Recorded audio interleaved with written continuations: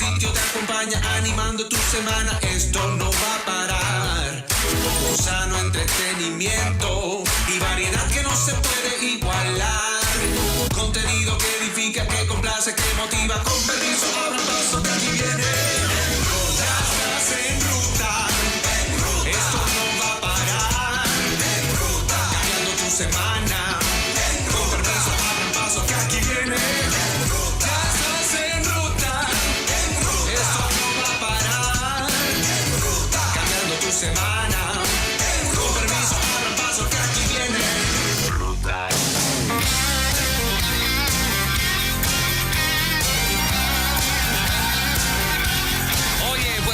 Estamos en Ruta Nueva Vida 97.7. Juan Carlos, Moraima y Fernán, tus amigos de la mañana, contentos porque esta hora, para comenzar, tenemos a nuestro amigo Edwin Rivera Manso, que ya está listo con su segmento Lleva tu vida a otro nivel.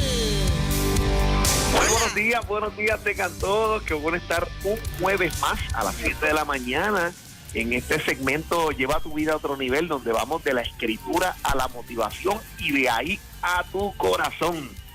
Y hoy estamos hablando un tema interesante. Hoy quisiera concentrarme en la escritura y la historia. Y quiero hablarte a ti, líder. Siempre hemos estado en estos días definiendo las plataformas desde las cuales se lidera. Y hoy quiero hablar desde lidera desde la justicia. Lidera desde la justicia, y quiero que concentremos nuestra atención en el surgimiento de los profetas en Israel. ¿Verdad? Todos hemos visto la Biblia, que está uno de nuestras colecciones de literatura sagrada, ¿verdad? Del Antiguo Testamento, es la literatura profética, ¿verdad? Desde los profetas mayores, como son Isaías, Jeremías, Daniel, ¿verdad? Hasta los profetas menores, que son una colección de hombres interesantes. Y quisiera comenzar señalándoles que voy a hablar del profeta Elías. Todos, posiblemente cuando leemos la Biblia, de esas historias que todos tenemos en el imaginario, posiblemente si nos criamos en la iglesia, son las historias de quizás Elías sobre el monte Carmelo, este profeta que desafía a los profetas de Baal, y cómo Dios ante su oración responde mandando ¿verdad? Una lluvia de fuego del cielo, quemando un sacrificio. Esa historia de Primera de Reyes 18, creo que todos la hemos escuchado en la escuela bíblica, al menos cuando uno crece en la iglesia. Pero quisiera hablarles de quién es Elías y por qué es importante para esta mañana desde liderar desde la justicia. Los profetas en la vida de Israel surgen por un elemento puntual: el deseo de Dios de compartir tres cosas con su pueblo. Primero, su justicia, su amor y su mensaje de evangelio, ¿verdad? Su justicia, su amor y su mensaje del evangelio. Dios siempre ha tenido un plan para con los y presenta desde el Génesis una pareja que pone en el jardín del Edén para que ellos puedan comunicar precisamente su amor, su mensaje y su justicia.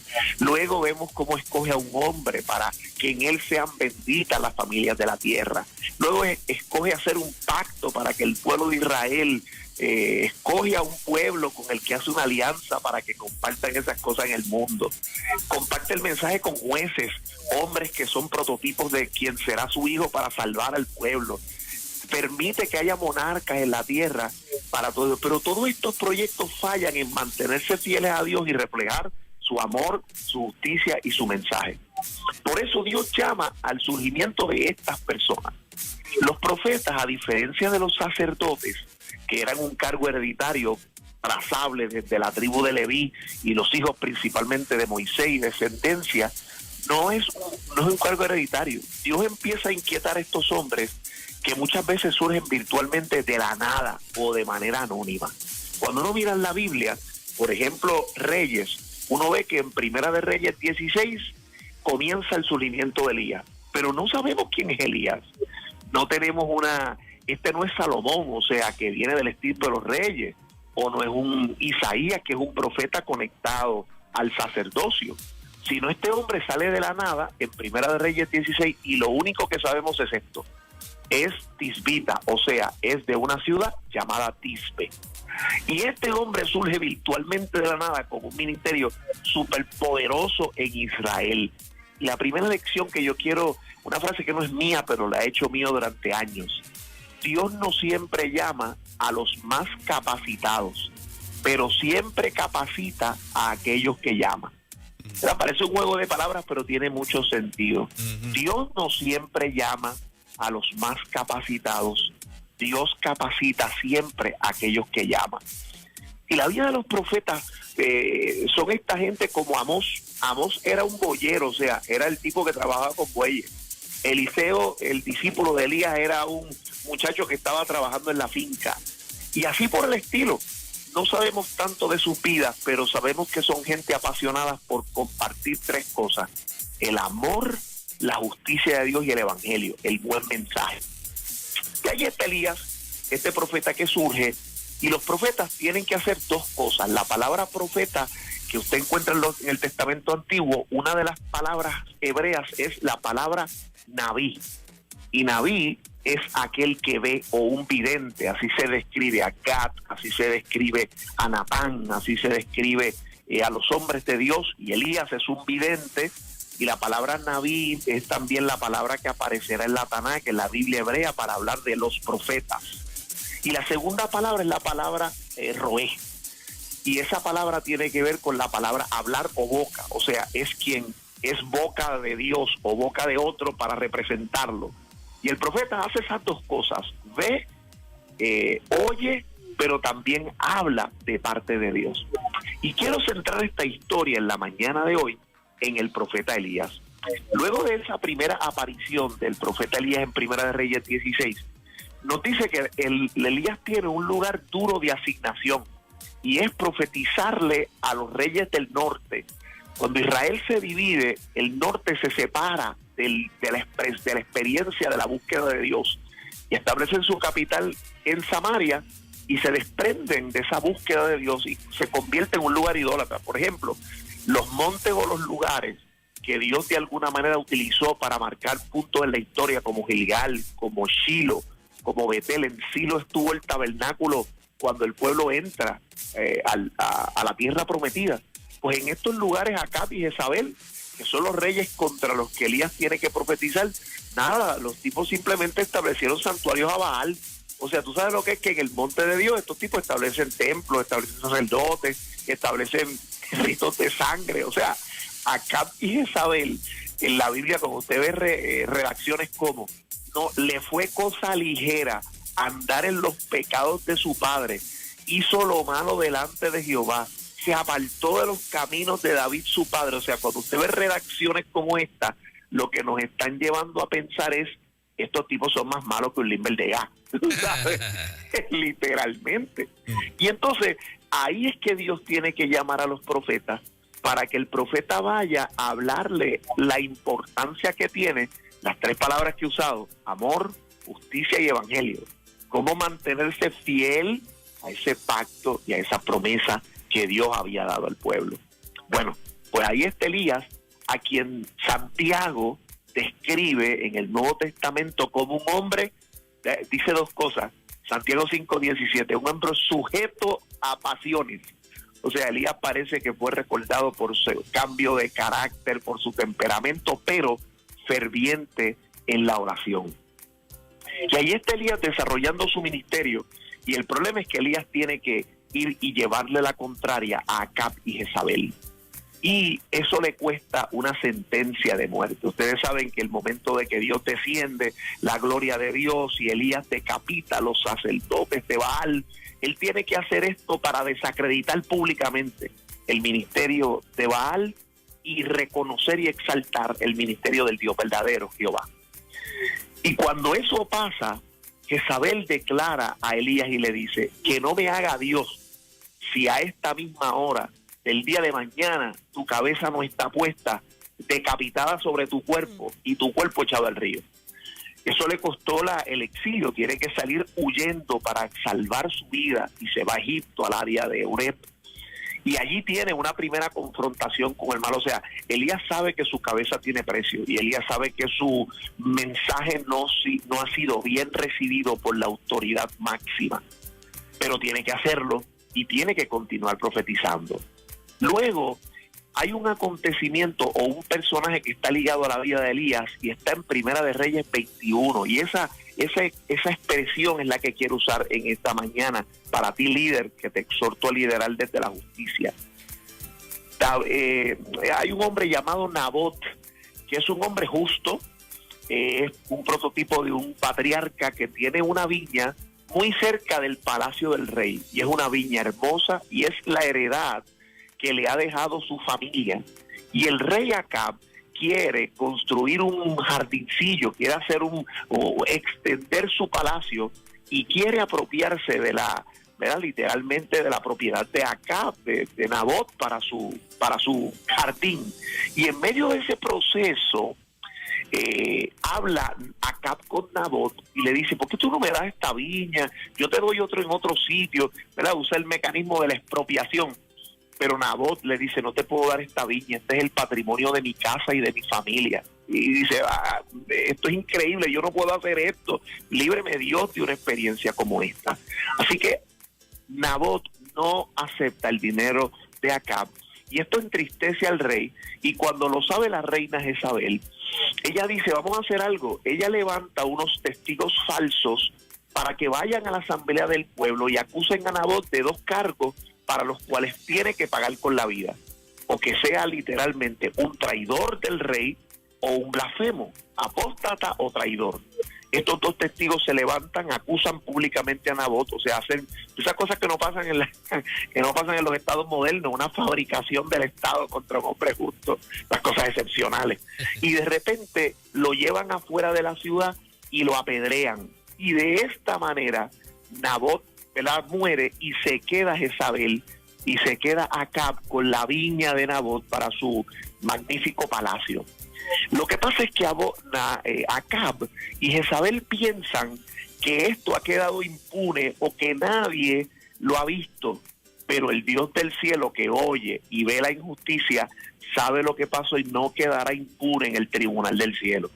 Y aquí Dios llama al profeta y una vez más lo va a llevar para mostrarle la malvada actuación de los reyes y que tiene que ir a denunciarlo. Voy a leer lo que dice Primera de Reyes 21, 17 al 19. Y dice así: y le hablarás al rey diciendo. Entonces vino palabra de Jehová a Elías Tisbita diciendo: levántate y desciende a encontrarte con Acab, rey de Israel, que está en Samaria. Y he aquí él está en la viña de Nabot, a la cual ha descendido para tomar posesión de ella. Le vas a decir así: no mataste y también has despojado. Y volverás a hablarle diciendo: así ha dicho Jehová, en el mismo lugar donde lamieron los perros la sangre de Nabot, los perros lamerán también tu sangre, tu misma sangre.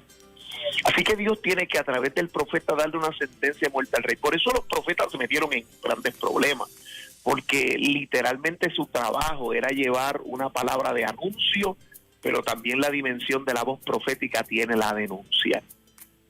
¿Y por qué está basado esta justicia? Porque los líderes también necesitamos operar desde la perspectiva de la justicia. Y en la vida de la iglesia, el reto de la confrontación del mal se dará, probará y aprobará el carácter de los verdaderos profetas. Nuestro liderazgo muchas veces va a ser probado, o sea, puesto a prueba y aprobado, graduado con honores, cuando usted tenga que enfrentarse a situaciones que confrontan el mal en cualquiera sea su contexto, en la injusticia que sucede en su compañía, en la injusticia y los problemas que suceden entre su equipo de trabajo. Esos momentos prueban la justicia y el carácter de un hombre líder o de un hombre o una mujer de Dios. Y en esta mañana yo quisiera compartir la historia de 3 líderes modernos que fueron posiblemente Elías de nuestro tiempo, gente que yo llamo profetas de santidad social, que en los contextos donde le tocó estar en el plato para defender la justicia de Dios, lo hicieron. Uno de ellos es obviamente Martin Luther King. Yo tuve la oportunidad este año de ir al King Center y al Martin Luther King, el National Park, ¿verdad? Atlanta declaró hace algunos años esa plaza, ese lugar del King Center, un lugar de un parque para poder, ¿verdad? Obviamente financiarlo y poder mantener la obra. Y uno camina por aquel lugar y ve la iglesia pequeña de Ebenezer, esta iglesia bautista que su papá y él pastorearon, que fue bombardeada por el liderato y la voz de Martin Luther King. Uno camina por el King Center, ¿verdad? El lugar en la memorabilia de este señor. Y Martin Luther King dijo algo extraordinario. Martin Luther King dijo: la cobardía hace la pregunta, ¿es seguro? La conveniencia hace la pregunta, ¿es político? La vanidad hace la pregunta, ¿es popular? Pero la conciencia hace la pregunta, ¿es correcto? Y llega el momento en que uno debe tomar una posición que no es segura, ni es política, ni popular, pero debe tomarla porque es la posición correcta. Y cuando uno empieza a mirar lo que le costó al Dr. King haberse levantado contra el Estado, condenar la segregación racial, animar a la gente, ¿verdad? Y literalmente dejar de ser de él y de su familia para poder defender y estar del lado correcto de la historia y del lado correcto de la justicia, pues le costó su propia vida. Uno de los últimos discursos de Martin Luther King, cuando sabía que iba a morir, ese presentimiento profético, y decía: he estado en la cumbre del monte, ¿verdad? He estado como Moisés, he visto la cara de Dios, nosotros también venceremos, ¿verdad? Y en ese sentido, esa denuncia profética le costó la vida. Otro profeta posiblemente de santidad social cristiano se llama Martin Niemöller, y la historia de este hombre es interesante. Es un hombre cristiano que en un principio vio en la candidatura y en la subida al poder del Reich, del Hitler, el alemán, un sentido de esperanza, y muchas iglesias hicieron pactos públicos con el Reich, lo declararon o lo sancionaron como el hombre de Dios para la época. Y el Reich, cuando comenzaron a ver la muerte de la gente, el encarcelamiento atroz de los judíos, el silenciamiento de los disidentes, hubo un sector de la iglesia que se mantuvo silente, pero otro renunció y empezó a hablar en contra del Estado. Y este pastor, que fue primero un simpatizante del Reich, al fundar una denominación o separarse de la iglesia para hablar en contra de Hitler, le costó literalmente el encarcelamiento. Este señor estuvo 6 años preso en un campo de concentración y no murió porque meses antes de donde estaba puesta su sentencia de muerte, los aliados llegaron y liberaron el campo donde él estaba. Así que Martin Niemöller tiene una frase que muchos han escuchado y dice así: primero vinieron a buscar a los comunistas y yo no dije nada porque no era comunista. Luego vinieron los judíos a buscarlos, pero yo no dije nada porque no era judío. Luego vinieron por los sindicalistas y yo no dije nada porque yo no era sindicalista. Luego vinieron a buscar a los católicos y yo no dije nada porque era protestante. Y luego vinieron por mí, pero entonces ya no había nadie que dijera nada. Es una frase de uno de los discursos célebres de Martin Niemöller. Y otro alemán en el mismo tiempo, que les exhorta a buscar su vida, un profeta de santidad social, se llama Dietrich Bonhoeffer. Y este señor, Bonhoeffer, se opuso a la dictadura de Hitler. Él participó inclusive de la resistencia en su contra y fue muerto por ello, fue fusilado en el paredón. Y Bonhoeffer en su obra tiene una frase que dice: el silencio en la faz del mal es mal en sí mismo. Dios no nos dejará sin culpa. No hablar es hablar, no actuar es actuar. Así que Elías se sostiene en la tradición de los profetas. Habla y profetiza la muerte, y ambos mueren como el Señor ha dicho. Jezabel morirá despedazada por los perros afuera de la ciudad, y Acab también morirá en su maldad. ¿Y qué quiero traerle con esta historia y este recuento? Es que hoy posiblemente la sociedad norteamericana se encuentra frente a una a una crisis, pero esta es una crisis de justicia, ¿verdad? El establecimiento y lo que hemos visto con la muerte de George Floyd ha destapado acciones también muy injustas, erráticas y hasta ilógicas de la gente que ha saqueado y ha roto y ha dañado en nombre de la justicia. Pero sí nos ha puesto de frente a reflexionar en que hay cosas que nosotros como sociedad no podemos permitir. Y yo creo que la expresión del pueblo a cuestionar la vida y la atrocidad de este policía que mata en la escena del crimen impunemente, ¿verdad?, en la escena del arresto a este afroamericano, nos pone a pensar qué vamos a expresar sobre esto. ¿Cómo la iglesia puede seguir señalando que esto no debe suceder, que en pleno siglo XXI nosotros debemos hablar de solidaridad, amor y justicia, que tiene que importarnos lo que pasa en nuestro país y en otras personas, y que tiene que importarnos lo que pasa también en medio de nuestra expresión o en medio de nuestra experiencia de gente? Hoy, esta sección de Lleva tu vida a otro nivel ha querido mostrar cómo los profetas son usados por Dios para cambiar la historia en la Biblia, pero cómo también los profetas modernos son usados para cambiar la injusticia por justicia, la maldad por bondad, y tal vez cambiar el panorama oscuro y sombrío por un panorama de esperanza. Lo vimos en estos hombres modernos, y usted llévese esta mañana esta palabra. ¿Dónde en mi contexto hace falta la justicia? Y cómo yo, como emisario del reino de Dios, soy un líder que trae y lleva justicia a donde quiera que va. Miren, mis hermanos, los líderes que aman la justicia, los líderes que operan en ella, son los líderes que llevan la vida de la gente, ¿a dónde? A otro nivel. Tremendo Eso mensaje, es. como siempre. Tremendo, men. Gracias por este rato que, ¿verdad?, es de tanta bendición escucharte. Ujú. Muchas gracias a ustedes por siempre recibirnos y por escucharnos en la mañana. Hoy nos fuimos por una vía reflexiva con las historias que siempre contamos, pero para llevar la vida de la gente a otro nivel, y les invito a que nos sigan, a que sigan pendientes a nuestras redes sociales, a que estamos ya literalmente llevando nuestras conferencias a iglesias, escuelas de manera virtual. En nuestro instituto ayer terminamos una certificación de 13 días de capellanía y tanatología. Pronto viene nuestra escuela online de predicación, y quiero que nos sigas en nuestras redes sociales para que puedas estar conectado a todos los proyectos que tiene Edwin Rivera Manso y el ministerio de A Otro Nivel. Muchas gracias, Edwin. Bendiciones. Bendiciones. Y yo creo que esta canción cae perfecta luego de un mensaje tan poderoso, una reflexión tan bonita. Y en breve hablamos de sexo con nuestro amigo Joel.